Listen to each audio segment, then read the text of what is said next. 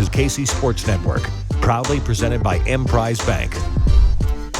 All right, folks, what's good? Another episode, Ain't No Seats podcast, and we've got a fun one. We're ready to just fire takes all over the place because the Kansas football Jayhawks are 4-0 for the second straight year, which is absolutely insane to say out loud. 4-0, 2 years in a row. First time since, 1915.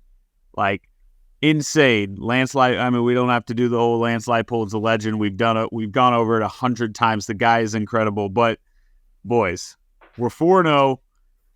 We're ranked. We're heading into a game with Texas, who is a wagon. So we'll talk about that. But B-Turn, I'll start with you, and then AB, I want to hear from you. But where you guys, how you feel it, I guess, is the first thing I want to know. How absolutely hype are you about the fact that we are actually 4-0? Yeah, obviously I feel great. It's a little different feeling than last year. Last year we weren't really used to it. It had been a long time since they even won 4 games. When they got off to the fast start last year, started 5-0, but this year just feels different. Kind of leave the stadium just expecting to win, and obviously you're pumped, but like I said, I expect it. I'm so content with the staff, and I know it's going to be well planned, executed. They're going to play well, play hard. And it's amazing. Like you already talked about Lance, but the changes he's made and how much different the culture is already this soon into the process is nuts to me. I feel like when you really sit back and think about it, it's wild. In the moment, I don't know, but I'm not sure how many coaches really could do this and took over a winless program. It's nuts. And 2 games away from going bowling back-to-back years for the second time in program history. So It's nuts. AB, where you at? I've thought some dangerous things today, boys, about this football season. I don't want to get into that deep too far yet, but it might start with P and end with layoff. We'll see how this weekend goes. I'm telling you, it's just I didn't want to overreact at all this year. I've tried to stay quiet, but there's just something about starting 4-0 that gets me fired up. But I've said, I don't know if I've told you guys yet, there's something about, you know how we always make stupid predictions that we're going to win 172-14 in a basketball game or something really dumb? You know what one of those would have been in 2019? The 3 teams ranked in the Big 12 in football were Oklahoma, Texas, and Kansas. That feels like one of those dumb predictions that we would have just laughed off and then taken another drink of our beer at a tailgate while James is on the table giving a speech. But now here we are. It's a reality, and it's just an unbelievable feeling. I can't describe it. It really is wild. I mean, just being I was blown away looking back, seeing a clip from Jalen last year doing the 1, 2, 3, 4. The fact that we have old footage of a player being 4-0 that we can now use this year because we're 4-0. It's just crazy to think that. What have we now won? Lance has now won 8 of his last. No, really, what? What did we go last year? 6 and 7. So he's won 10 of his last. You got it. What are we? They're 5-0 last year. Finished 6 and 7. Now we're 4-0. Why not do this to myself? 10 out of his last 17. Yeah. Yes, that is how math works. So 10 out of his last 17. We've now watched 10 out of the last 17 KU football games. We've walked away happy and a winner. And really, 11 out of those 17 we've walked away, if you include the Arkansas game where it was we lost. But it was electric, and it was... Even the TCU game. The TCU game. I walked out of there on top of the world, one flag or one, call goes our way. We're winning that game, and that's a team that went to the championship. Plus, it was game day. 12 to the last 17. Which is really, crazy. I mean, that was obviously a tie game with a minute left. We had the ball driving in their territory, and like you said, last play of the game should have been 2 flags, and there wasn't any. So, I think we came into this year saying that we thought we could compete with almost anyone. Obviously, we'd be nervous about Texas. We'll talk about them later, and OU and K-State's beaten us every year since 08, 09, whatever it was. But we felt like we could compete with everyone, and the Illinois game was huge. You get past that, and then you really start thinking 4-0. And me and AB talked about this last week, but it's wild that we were a 10-point favorite at home against a conference team, and they covered. If you would have told me a year or so ago KU was going to be a 2-score favorite against a conference team, I would think you're crazy. Yeah.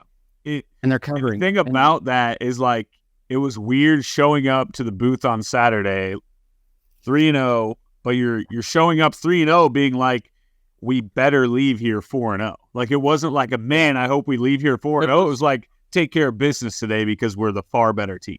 It was the Duke game from last year. I don't know if anyone but even the score, I feel, is either the exact same or very similar. I want to say maybe last year was 35-27 or something like that. Yeah. So those vibes. Here's what I was going to throw out to you guys. We're 4-0, but does it feel like we've really played our absolute A game yet?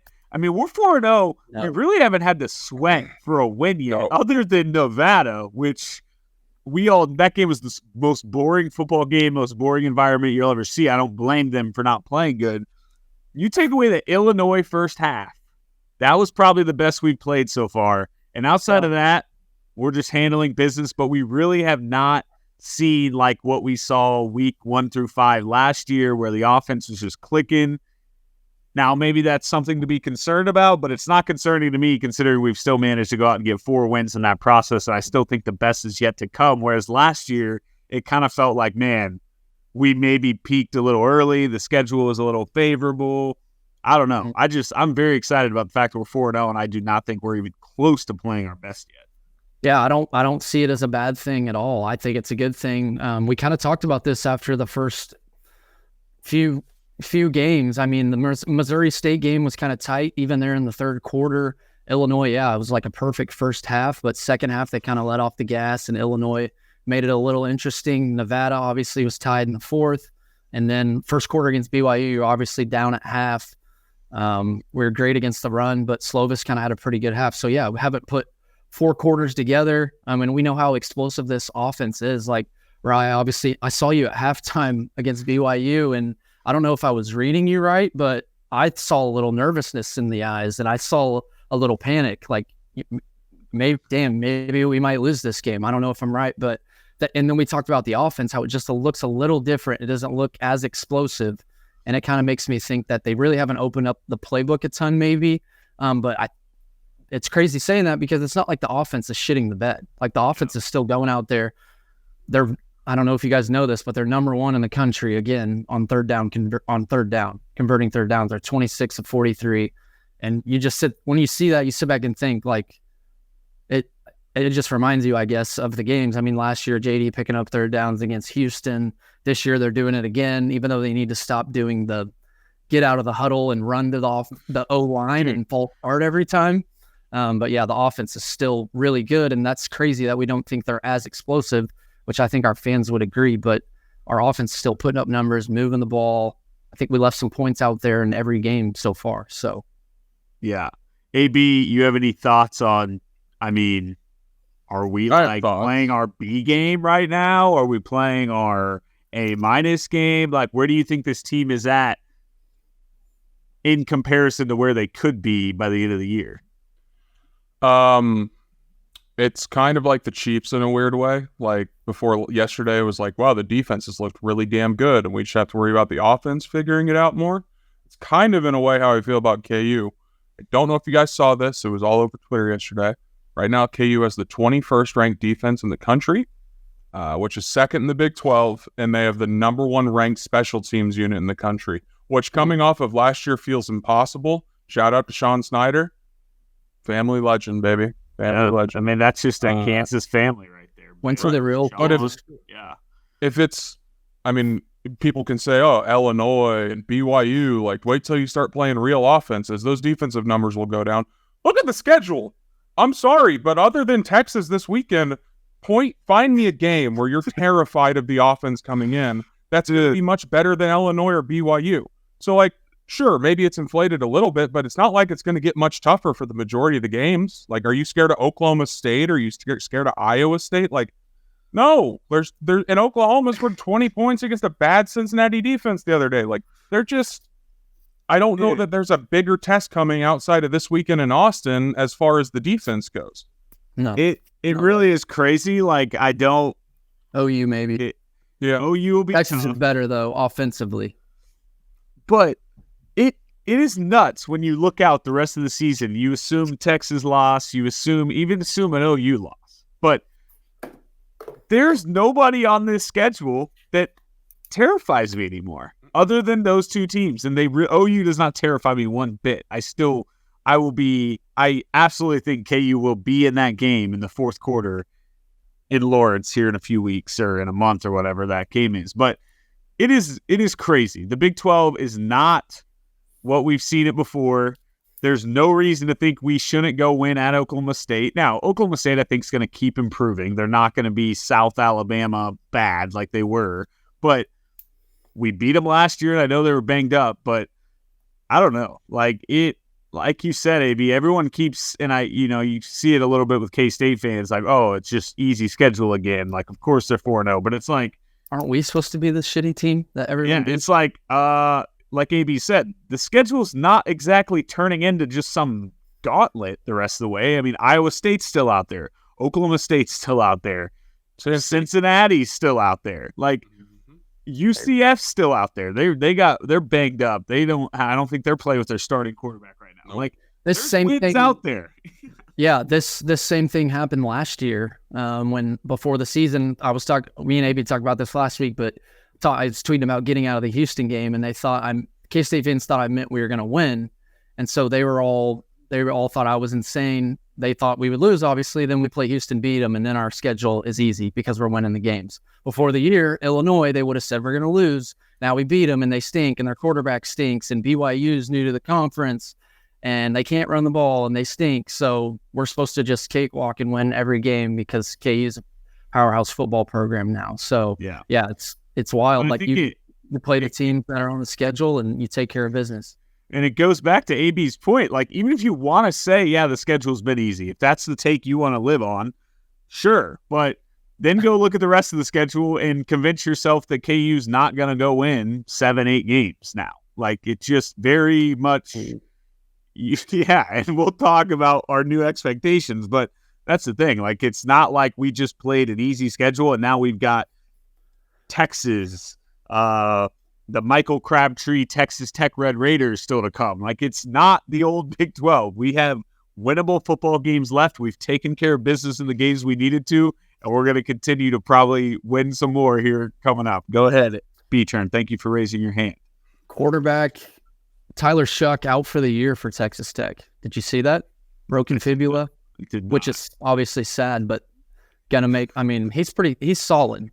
I think that was a game we'd be worried about. I know that's a team Vegas had way up there to make the Big 12 championship. I think like third or fourth on the list. But I was going to ask you this, and it sounds crazy because before the year, we would have been pumped with a 3-1 start if they would have lost one of these. If we would have lost to BYU on Saturday, would you guys or the fans have been nervous about going bowling? Not nervous, but like sitting there trying to think which three games we're going to win rest of the year, just because you do have Texas, OU, K-State. I don't know, AB. I think I would have been nervous because it would have been coming off the Nevada game, which we looked bad in. So if you follow up the Nevada game with a loss at home to a BYU team that you were 10-point favorites, then yeah, I think you start to get some doubts back in your head. But I still think it would have been doable even if we would have. Yeah. Like, you're gonna lose some conference games. You maybe expect to win, but yeah. AB, you go ahead. I personally wasn't, like, when we were down at half and BYU was getting the ball, because I don't know if it's just like a mentality switch where last year I was so hyper-focused on let's just get to the bowl game in that streak. And now it's like, maybe I do just expect it, but I'm not going to live and die on the 6-win landmark. Like, I'm kind of thinking longer term. So, but if you asked me that question and KU would have lost, I'm sure I would have gone through the schedule right this second and tried to pinpoint the 3 other wins that we could have, because it does get tough. And we've been used to going into Big 12 play. Like, I mean, last year, what were we, 3-6 in conference? Like, and that was far and away our best conference show since 2008. Yeah, we beat West Virginia, Oklahoma State, and Iowa State. Iowa State, the kicker bet on Kansas. But yeah, I mean, I'm not trying to look at just a bowl game either, 6 wins. But before the game, I was like, dude, if we win this game, we're 4-0. And I personally would think we're going to go beat Oklahoma State and Iowa State. I know they're both on the road, but God, those offenses suck so bad. Like, why are we not? Yeah, and I agree. Why are we not beating UCF too? Am I missing something? And I mean, if Plumlee plays, Plumlee's they're pretty damn good. But like, if he might be back if we play him. I think it was just the last week in this K-State game. I'm confused about that because like a lot of K-State fans had like the thought in their head that he was going to be questionable for that game on Saturday. But every national Howard here talk about it. All the national people are saying that Plumlee's still got a couple more weeks. So like, I have no idea what to believe or what's true and what people are running with. But yeah. So I mean, yeah, like B-Turn said, you got to think we go get Iowa State. You got to go think we get Oklahoma State. But like, here's the thing: if you just look down on paper, you take out the fact that we're Kansas, you take out the fact the last 15 years, and you just say, okay, here's a team that started 4-0 last year. They had their quarterback get hurt. They had a good running back get hurt. They went on to still make a bowl game and lose in overtime in that bowl game. They didn't return everybody that matters, pretty much. That quarterback's now healthy. The running back's back and he's better.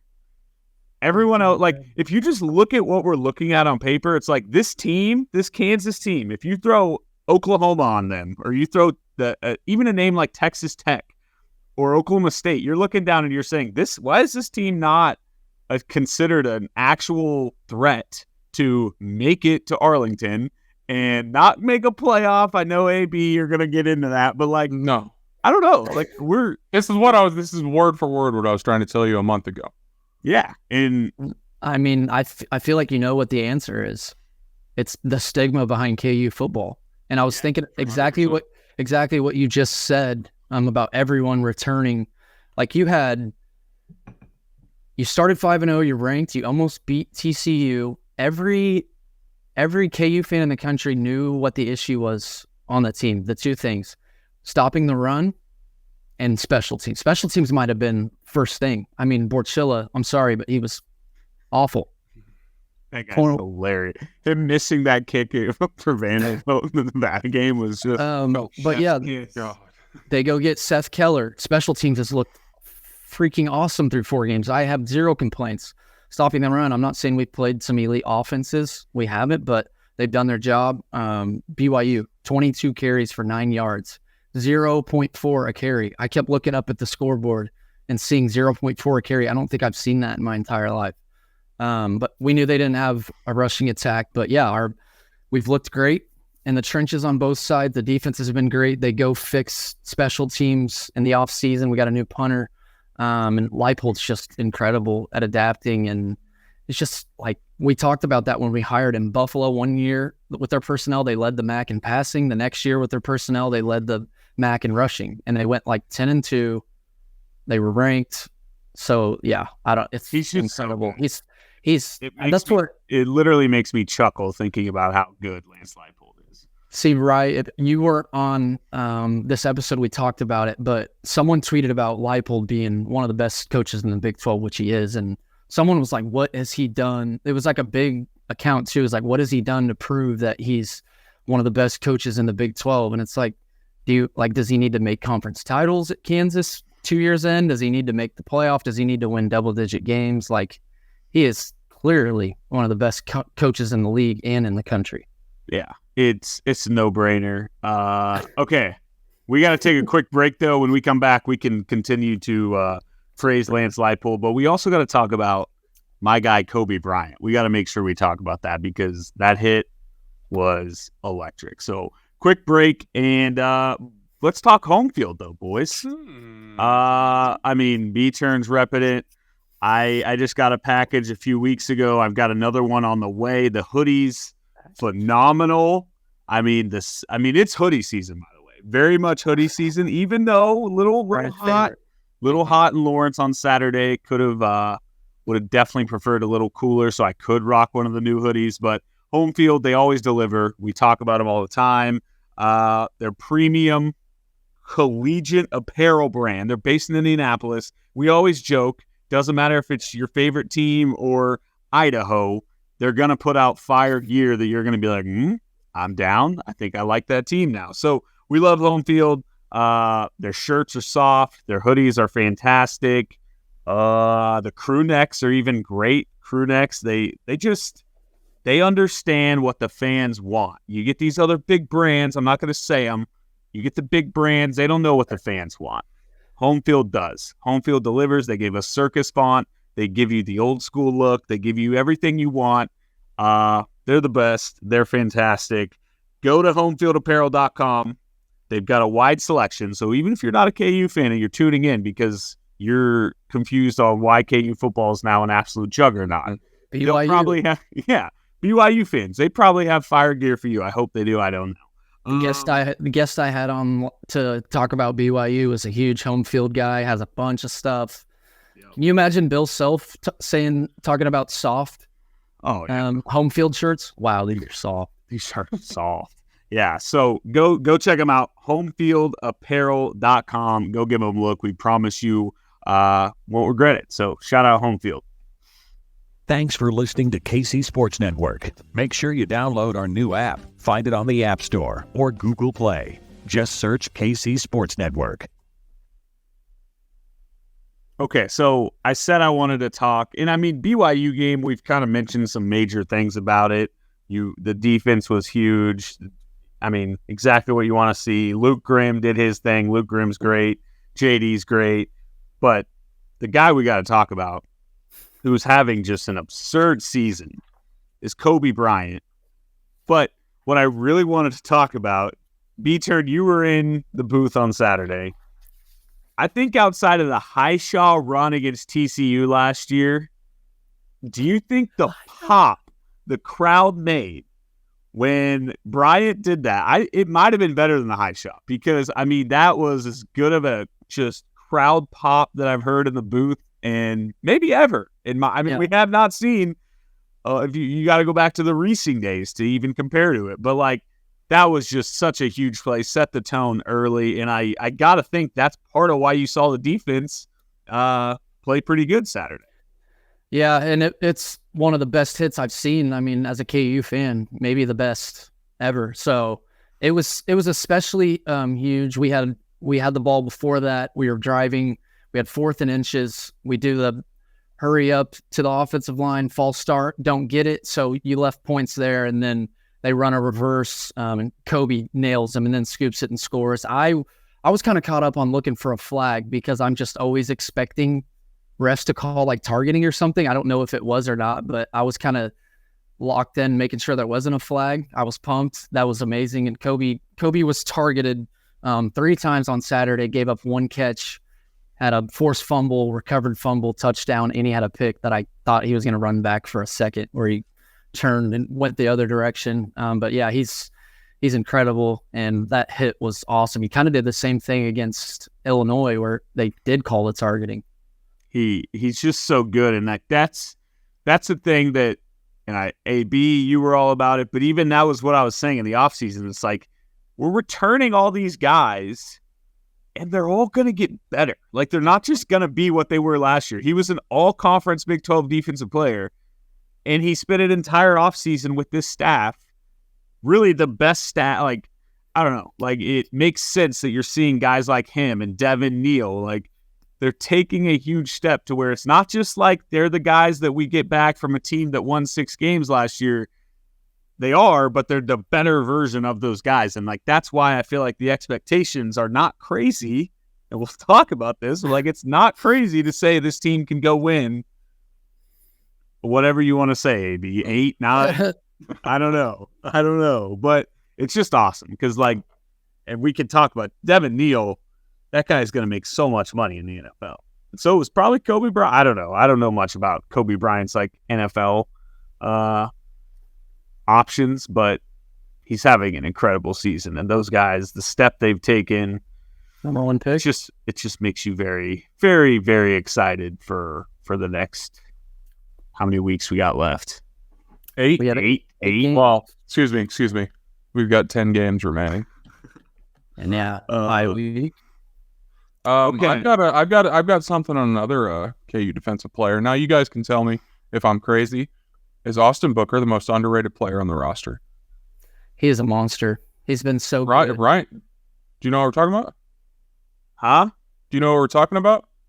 Do I know who we're talking about? Yeah. The look you gave made it feel like you had no idea what I was talking about. Well, I know that Austin Booker is very good, but I guess throw me some stats. Why is he the most underrated player on the he's got 3.5 sacks. He's only played in 2.5 games, I guess, because he sat out the first half in Nevada.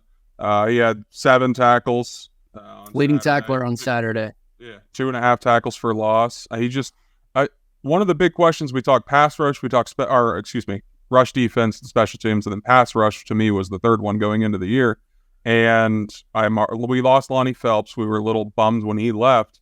And I personally, I don't know if you guys were locked into the transfer portal and guys we had coming in. I didn't know who this guy was before the Illinois game, and then he comes out and he's just causing mayhem and havoc all over the field. It's just to see a pass rusher, and that's what I like to see on defense, just a guy getting around the edge and hitting the quarterback. Having one of those guys is massive once we get to playing these teams that throw the ball 50, 60 times a game, like Ewers will on Saturday, like Oklahoma might in a few weeks. Like, having a guy that can get to the quarterback is going to be massive. So just wanted to shout him out. I don't think his name's been mentioned on this podcast since the year started, so I had to give him a shine. Big in the Illinois game. That was kind of a big story where obviously got ejected for a bullshit targeting call. He plays so hard with a ton of energy, just gets after the quarterback. And the transfer portal is great. We've gotten 2 kids now on the D-line from Minnesota, and they got a kid from Auburn. So it's nice. I mean, you can go sell guys in the offseason. Like, listen, like after this season, you can be like, hey, listen, Jalen Daniels is back. Devin Neal's back. We have this badass offense. You want to transfer from this big time Power 5 school, come to Kansas and start and play the entire game. All we need is our defense is good now, but we can get guys from huge schools to just transfer, play right away, throw them some NIL money. And I don't know. It's just awesome. Booker's been great. And the D-line's been obviously a lot better than we knew or thought. We didn't really know what to expect, but the defense has been so good. And Austin Booker was leading tackler Saturday. And yeah. So if we can, I don't know, if the defense can stay anywhere near where they've been, I'm giddy, obviously. Wow. Breaking news in the chat. Kane Basketball is going to commit. Who? Yep. What a name. Names Madness 2020. I don't know how to pronounce it. Baron Fillin? Is that his name? I was going to send that for group text. It looked like LeBron, and I thought we're going to get him and Bill Self's someone else. All-time heater. Just a heater. And top 31 player. Yeah. Stick your flag in it, folks, because Bill's not done, right? Right? Should be Wave the flag. You got it. Okay. Is there anything else to talk about in the BYU game? I mean, kind of want to talk about JD. I thought he didn't use his legs much at Nevada. He didn't do it much in the first half, but second half, my God, he had 2 massive third down conversions on his legs, 2 that a lot of quarterbacks in the country don't get. One of them was one where a quarterback would probably slide or just get tackled, not be shifty enough, but he kind of cut it in, jumped, put his body on the line to get the first down, and there was another one on the right sideline. And I think obviously it was a tight game, both situations, but him on his feet is so dangerous. There was been improvising a lot in the pocket, kind of running like 20 yards back, but there was one where I think it was Skinner or Arnold, but he was running to the left, threw across his body, and he's just so fun to watch when he's improvising and making things happen with his legs. He just has those moments where it's like Heisman moments. Yeah, well, it's just like signs of you're just like, holy, like this guy is a different level of talent that KU has not seen in a long time at quarterback. But I know Devin, I don't know what Devin Neal's stats ended up being. I know he didn't 17 for 91. Yeah, I mean, not like the best Devin Neal game ever, but he's so fun to watch, and I think we're probably losing him after this year. Maybe not. I don't know. But has anyone ever thrown this comparison out? Because here's who he reminds me of.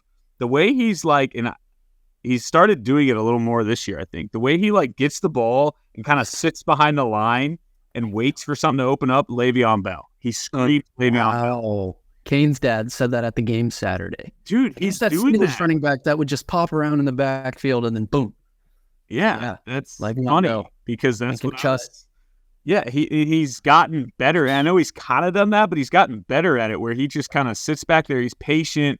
And I just remember like there was a run Saturday where it wasn't anything flashy, but it was just something where he made nothing, or he made something out of nothing. The play seemed dead and he manages to get 6 yards out of it. And I was just like, dude, this guy is going to play in the NFL for a long time. I just pray that it's not next season and it's 2 years from now. But he's so good. And I don't know. It's the same thing with the Kobe Bryant, same thing with JD. These guys would just keep developing under Lance, and it makes you not only excited for what we have now, but to just think of the guys that aren't even playing yet, the guys that are on the bench behind these guys. What can they be in 2 or 3 years too? So it's just a whole different world of talent development that we just really didn't see the last 15 years at Kansas. He's right close to 400 rushing yards on the year, 4 games in. So obviously on pace for another 1,000-yard a year, as long as he stays healthy. And he's Lawrence kids, so maybe he'll stay another year. I don't know like what his draft status is. I wouldn't think he's just going to go in the first few unless he just keeps going nuts. People don't value running backs as much, so it's tough. But I hate looking ahead. But yeah, what if they do return JD, Devin Neal, and they kill it in the portal? Like we really could have a lot of guys back next year. I mean, Jacoby, so yeah, I think the depth is a huge thing too. I think Leipold has built this roster really well, and there's a lot like the backup linemen are great. They got Calvin Clements, the really high recruit from Lawrence. They got some depth on the D line, and I've said the secondary too. I think I've made this joke before, but like I can't get over it. When you look at our D line and our O line, we've got like dudes now. We've got like they're big dudes, but they have like muscles. We used to just have kind of chunky fat dudes playing O line. And like, yeah, they were big, but they weren't, they were not stopping a thing. And now you look at that, like the sidelines, and you're like, we've got guys, we've got some dudes. And I don't know, we can sit here all day and just rave over the roster we currently have. But I guess my point is, and I want to talk Texas, we got to get to Texas. Do we want to talk Texas first? Or do we want to talk like expectations first? Or like new expectations? AB, what do you want to do first? What if we did expectations if we beat Texas or expectations if we lose to Texas? Okay. Let's should we just break here before we transition? Do we need a break? Do we need a break? Oh, there it is. We got a note. All right, yeah. Let's take a quick break and we will be right back. Thanks for listening to KC Sports Network. Make sure you download our new app. Find it on the App Store or Google Play. Just search KC Sports Network. Okay. So we've got Texas coming up. Texas is a wagon. They're good. They're number 3 in the country. They are, last I checked, 17.5-point favorites. It's a tall task. But if there's anything we know as Kansas football fans, Texas is not. We ain't scared of Texas. Not one bit. Last year was not good. It was not good. Not good at all. Bijan Robinson ain't walking through that tunnel, boys. He is not. He is absolutely not. So, I guess, AB and B-Turn, even if you have thoughts, but I'll start with you, AB. Why could we beat Texas? Do you have something that you can convince me on, or is it just like how electric would it be if we beat Texas? Because I'm down for both. My dumb brain can take both, but curious if you have a route. There's a couple things. First of all, I went back and watched the full highlights of KU Texas 2021 when we won in overtime, of course. A lot of dudes still on this roster that played in that game. They know how to win there. But the biggest of all, and we said it on the season preview episode, next week, Texas has Red River. Biggest look ahead you can imagine. They're like, oh, Oklahoma's top 15. Oh, we got a big game coming up against them. Just look out for college kids being a little sleepy looking ahead to other games. I almost wish we were unranked for this game. We could really come in sneaky and not really changed much. But I think it could be a sleepy spot for Texas, and I think this is KU's Super Bowl this year. Like, this is kind of like a measuring stick game for the program. Like, yeah, can we be that cute team that starts 4-0, gets, into the rankings barely for a week and then lose, and then you're just your average conference team? Or are you a team that can go into Austin, be a top 3 team in the Big 12 like they currently rank, and, compete? I'm not even saying win, just make it a competitive game, fourth quarter, one possession game, be interesting. Like, that's kind of how I'm viewing this one. It's a measuring stick. I don't have expectations to go in and win the game by 10. I think they could win. I'm not going to predict them to win, but I want to see how they, 1 year after doing, starting this way and finishing poorly, are they at a point now where they can start hot, continue that, and, win 8-9 games, whatever it is. Yeah, because a lot of people, I've been saying that same thing. A lot of people are like, well, we played Texas so tight in Austin, and we beat them in Lawrence years ago. And obviously KU's ranked, so maybe Texas won't. But you think about it from like KU's perspective. Like, say we were a home favorite against us. We were a 17-point favorite against a team at home, and we had K-State the next week. You're telling me some of our fans would probably be like, we wouldn't be as interested in the game. We'd be looking ahead a little bit. It's kind of like the Nevada thing where we talked about me against Nevada. I was like, yeah, nice, 100%. Easy win, check, and then I'm scared to death. Yeah, man, it's 2 a.m. That's kind of, me and AB made that comparison. We're like, well, think about the team compared to our fans. It kind of was the same thing. Sleptwalk through the game. We didn't really care about the game. We thought we'd win by 4 scores, whatever. But yeah, think about it like that. We're 17-point favorites against like Cincinnati next year, and we have K-State at home the next week, our biggest rivals. So I don't know. They obviously, the fans could overlook us. I don't know how much that matters, but I mean, I don't know. OU is obviously, Texas is one of the biggest rivalries in the country. But yeah, I was doing some research on KU Texas the last 2 times we went there, and we were 31-point dogs when we won there with JD. Mm-hmm. And then obviously in 2019, close, should have won. Special teams killed us. I mean, we got to have Carter on this week. We've talked about this before. Special teams murdered us. We were up 1 with a minute left. 21-point dogs that night. I'm not saying this Texas team's the same, but like AB said, you have the same personnel. Yeah, you have the same guys from that team. They have that belief that they can go into Austin and win. The coaching staff does too. They're always going to have the belief. I've always said they can win games that people don't think we can or can compete in. Like, that's how good the staff is. Yeah, I was looking at all the weapons from that year. Devin Neal had a hell of a game. Cardell was catching passes. Jared Casey, Lawrence Arnold, Jalen Daniels was starting quarterback. No respect to Jalen Milroe, but Jalen Daniels is the best quarterback Texas has seen this year, this coming week. And their defense is really damn good. We can talk about their personnel if we want, but defense really good. They haven't seen this good of a quarterback, and I don't see how there's any pressure on Kansas this weekend. Yeah, you're ranked. Yeah, you're undefeated. You want to go in there and compete. But you go in there, guns blazing, open up the playbook, take deep shots, take chances on 4th down, open up the playbook, run trick plays. Like, just go in there with confidence, ready to go, no pressure, no nerves. Just go play and compete. We compete and we lose, come back home. You have UCF at the booth. It'll be sold out. You win that game, you're 5-1. Can you imagine? And we're going into Oklahoma State, who very winnable. So yeah, B-Turn, you were kind of on the same track as me, but it's like, here, if I had to really just lay out, and me not being like the super analytical football guy, here's my fan brain laying out how we get there. Not only, I mean, AB, you've been talking since like June 6th about how Texas is going to look ahead to OU in this game. Mm-hmm. That's part of it. But also, like, they really haven't been tested yet. They beat Alabama. No, so let me clarify. Or have they missing a game? No. Where they like were in a nail biter? Yeah, they had a real good one with Wyoming, yeah. But Josh Allen was 12 minutes left. But what'd they end up winning by? I don't think they were showing anything. And yeah, they ended up finding 31-10. Okay, that's what I was saying. My point is, okay, these guys have beat Alabama. They've kind of strolled through their schedule. Mm-hmm. And it would be so easy to just kind of be like, all right, we're good. Like, we're going to roll. We're Texas. We're back. We beat Alabama. Like it feels like the way they've started this season, is a perfect recipe for them to just kind of fall asleep at the wheel here.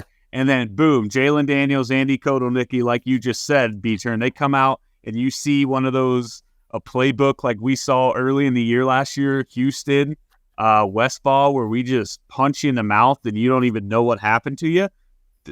I don't know. The defense is great. We know that. But I'm just saying, this is my dumb brain analysis. If you can catch them kind of on their, what do they call it, on their heels, then you inflict some fear into them. I'm telling you, it could happen. That's my route to getting there. That's about all I know. Now, the other side of it is, like you said, B-Turn, just compete, show we belong. A loss is okay. It is. And then you just turn around and you make sure you're ready to beat UCF the next week. Like, that's what I want to see. Be in this game in the fourth quarter doesn't mean have a lead. It means have a shot. Have a shot. That's all I ask. I just don't want this to be a 41-14 game where you're like, God, we're just not even close to these top teams yet. Mm-hmm. We're good. We're still 4-1, but we're not close. That's where I'm at. I want to feel good about the legitimacy of this team heading into UCF. AB, you got anything else? Yeah, I mean, it's just like if the ultimate goal, because we know KU football is never going to win a national championship, but if you'd like to see them win conference championship games, these are teams you're going to have to compete with in December when it comes to that game. So just, another thought. But can I ask, what are we going to think if we do win that game? We had to do it. That's what this 7-0 start for sure. Who do we have after Oklahoma State? Boomer coming off a bye. That'll be game day, boys. I'm telling you. What? Number 1 in the country at that point? Amy, what are we ranked if we win Saturday? Top 10. No, I started looking at it. I think it's best case, unless we hop Texas, like 12 or 11. Or unless there's at the top 10. Are we going to be above Oregon or Washington? Got to clip that. There's a lot of good teams, right? We'd be 5-0 with a win over a top 3 team in the country. Okay, I was looking at this. I'm glad. I love that we're doing this. I love that we're debating where KU should be ranked after beating Texas. Are they going to be ranked over Georgia? Yep. 5-0. Just kidding. Yeah, no. Let's assume all these teams win. Michigan, are they going to be over Michigan? Also 5-0? No. Texas, they might be because they would have beaten them. They're not going to be over Ohio State. They're not going to be over 5-0 Florida State. They're not going to be over a 5-0 Penn State. They're not going to be over a 5-0 Washington. Okay, but who? Why? Why are we not? Because they have first place votes right now. Can you imagine though if we don't win and we have a first place vote? I just want one. I guess my point is, those teams will lose. Yeah, there's teams in front of us that might lose this weekend. But it's a soft schedule. Hey, you're the one that said top 10. Coach. I know, but I thought we'd be higher than 24 this week. It's frustrating a little bit, but you know what? I don't know. All right, let's not spend too much time talking about where we'll be ranked after beating Texas. But what I do want to talk about, I want to get this. I want to talk actual now, realistic. Literally 3-4 weeks ago, we're talking about like what's best case scenario, worst case scenario. Me and Aiden screamed at each other because we had a disagreement on what a true best case scenario meant, worst case scenario, blah, blah, blah. We're now 4-0. And the scale has changed. The expectations have changed. I don't know. Does Vegas do like an updated win total projection? I saw someone have a screenshot last week that said it was 7.5, but I have no idea where it came from or when it came out or how real it was. So is the new before the BYU game? I guess B turn, and then AB, you can go. But sure. What is your new expectation of if we don't get to this amount of wins, I'm disappointed? I'll say, counting the bowl game or regular season. Just regular season. I'd be pretty pissed if they didn't get to 7 wins. 8. I was gonna say 8, but 4 wins. Yeah. After the Texas game, we'll have 7, so we'd have to go 4-3 the rest of the year. And yeah, there's some wins on the schedule, I think, but it's tough to say 8 being disappointed. I think we'll get to 8, maybe 9, maybe 12. But yeah, I'd be pretty upset if they don't get to 7. But sounds crazy. What's the difference between 6 and 7? I was going to say, but I think we should win 3 more games. Is that where you're at, AB? Yeah, at least. I was going to say, it sounds dumb, back-to-back bowl games being likely, but we go out and finish 2-6, similar to exactly what we did last year, that would just be a kind of a buzzkill, I guess. Especially because it would feel like it was more of a trend than a fluke that happened last year, and that if we start 4-0 next year, we're just going to be dreading the conference schedule ahead. And it's like you said, if you just look at that would mean we go 2 God, my math is terrible. 2-6 the rest of the way, when we just said we pretty much have 6 very winnable games, like games where you would think we are not massive underdogs in 6 of those, assuming Texas and OU you lose. Then you've got 6 games that you just say you absolutely can win all of these. And to then go 2-4 in those, I think would be pretty frustrating. Mm-hmm. So I think 7 is a perfect number. Go get 7. You've now made progress from a great season last year. 6, you're kind of like AB said, what's wrong? Why can't we make it through a whole year? But you get 7, you're feeling good. And then 8, it's like I'd like to, my personal answer, I won't be upset with KU football for this, but I'm going to need to see 9 wins because I just want that day on Twitter. I want that day on Twitter when someone I'm not going to say was bookmark this tweet. Can't believe there aren't a lot of bookmarks on this one. And just seeing all the quotes about this 9-3 talk that I was spitting out. If they get to that, that's a field day, and I will just make a lot of enemies online. I'm going to stay quiet until I see it. But personally, I would like to see 9 wins. Well, the thing for me, too, is the Big 12 is pretty down. There's some stinky teams, and it's crazy how much we've closed in the gap. We were the worst team in the conference, and now feels like we're solidified in the top 10 at least, top 5 at least for this season. You got Texas and OU, obviously the top 2, and then I'll say K-State is above us just for now. Just we got to prove more. They just won the Big 12 title. And then what are the KU's a top what team in the Big 12 right now this year? I don't know how you don't say 4. Or at least 5, right? Yeah. Who's the 5th? The 5th team? Yeah, Tech was supposed to be good. They've won 1 game. UCF solid. Who else am I missing? That's the thing. Houston's not that good. There's no argument to be made that says we're not top 5. That's what's amazing about it. Yeah. So I think our expectations should be pretty high, and kind of thinking about this game coming up this weekend. If we would have had it last year, how much different the expectations would have been. Last year, we would have been we're going to probably go get killed in Austin. Now you think the staff is capable of whatever, really.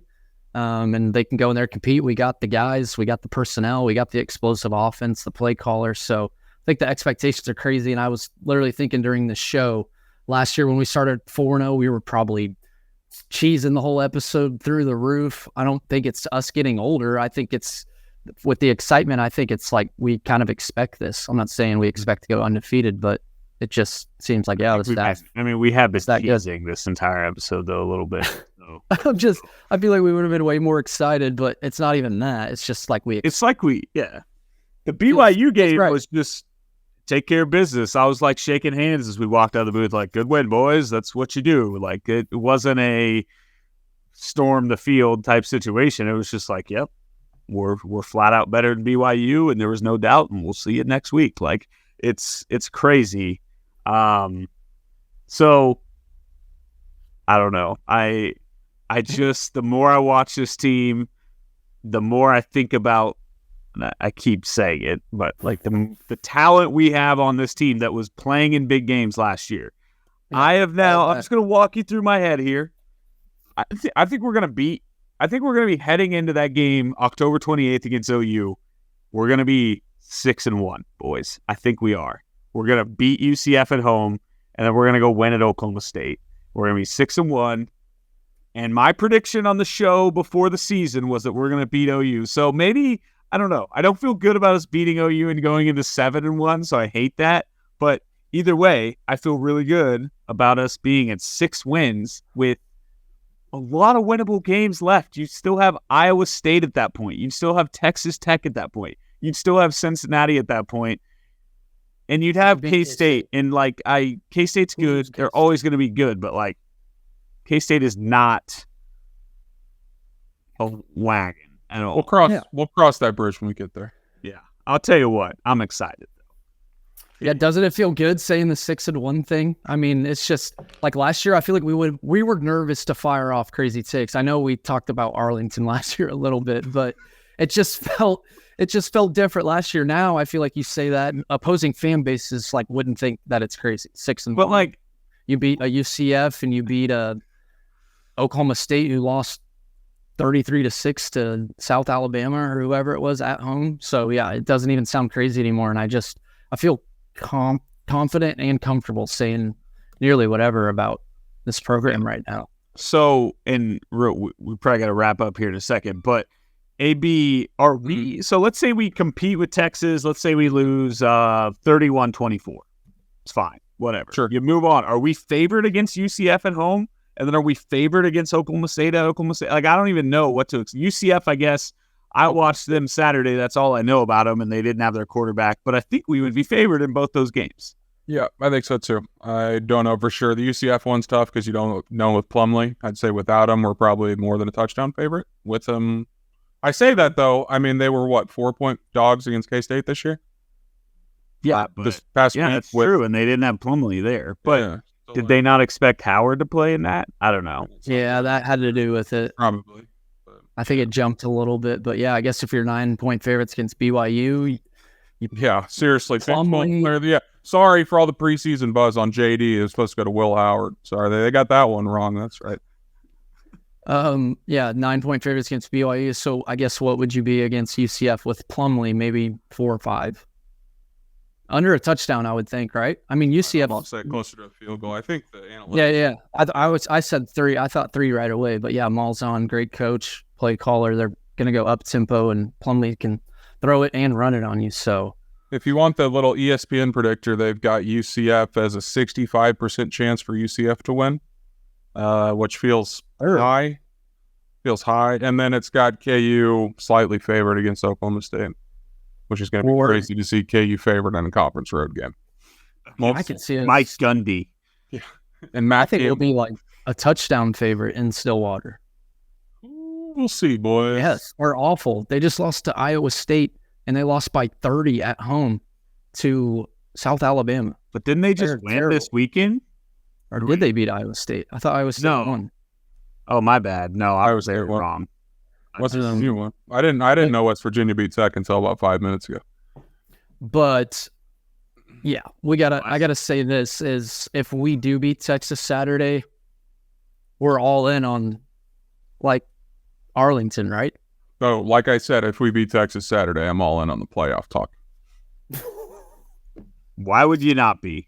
Honestly, we're laughing again. We're laughing because it's KU, but I'm sorry if we're 5-0 with the top 5 win on the road. Like, we've talked about the rest of the schedule. Who else scares you? And if we go to Austin and win, I don't want this clipped, Nick or Tucker, whoever clipped it. Oh, my God. I don't want this one clipped because people are going to assume this is my prediction and not just like a what if. But if we go into Austin and beat the number 3 team in the country, that's a massive win. And that not only changes how we look in the rankings, it changes how we feel because we're going to go into every single game the rest of the year saying, all right, we're going to win. There's no way we're going to lose to Oklahoma. No chance. Yeah, I mean, the clip guys at KCN have been getting UAB specifically. I mean, I'm fine with it. I'm okay. Jalen Daniels, Mahomes comparison, I loved it. But here's I even clarified in the middle of that take. If we're like comparing the two, I didn't even see that got clipped, so it's probably best quarterback in the world. People were like, "Oh, this guy just compared JD to Pat." Whatever, I love. No, I didn't. I literally said I'm not saying JD is Mahomes. I'm saying he makes plays that are similar when he rolls out, extends plays, and finds someone across the field. Like Nick, 3 times on Saturday. Nick in the chat just said he's the guy in charge of clips. Hey, clicks. We need those clips because that's what gets people to click. So, but last thing, if we go in and beat Texas at Texas, is that so we'd be 4-0, we'd be 5-0 with a win at Texas. Would that be the most impressive win of the entire college football season of anybody? Like, that's what's crazy. We'd be 5-0 and we'd have maybe the best win in college football. The only other one that could count is maybe Texas at Alabama, just because Bama's like history. but I don't think Bama's that Jason good. Bean And also Alabama. So if we're talking about Braiden, I know you think I'm with Ryan on that. I absolutely think Jason Bean would start there. 100%. clip it. That's fine. I have two more things very quick. Yeah. First of all, I'd like to be the first one to congratulate the Kansas City Football Chiefs on hosting their 6th straight AFC Conference Championship. As everyone else in this conference sucks, the Bengals can't win a damn game or score a point. Dolphins only scored 70 points. Only, I know. Second, Big 12 basketball schedule gets released tomorrow. I just want a quick prediction on who the last game of the season is going to be against. Texas. Braiden? There's so many teams in the league now. I'll say Oklahoma State. Okay. I got K-State. I think it's KU at K-State that Saturday before Selection Sunday. That's true. Like maybe Juicy. 3 p.m. start. Yeah. Duke, North Carolina right after. Yep. Yeah. All right. Well, this was fun, boys. Just 4-0, just living life with an absolute, the number one basketball team in the country, and now we're 4-0. We're an absolute juggernaut in football, too. What a life. And Taylor Swift was in Lawrence, Kansas today. We didn't even get into that. We did not even get into that. Shout out to our producer, Nick, boots on the ground, the lead reporter when it comes to the Taylor Swift saga. I'm just kidding. But he was boots on the ground, just working today. Yeah. So, wild times.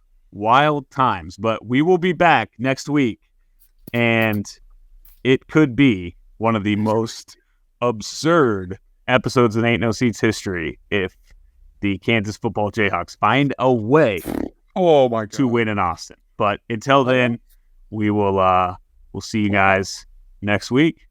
Rock chalk.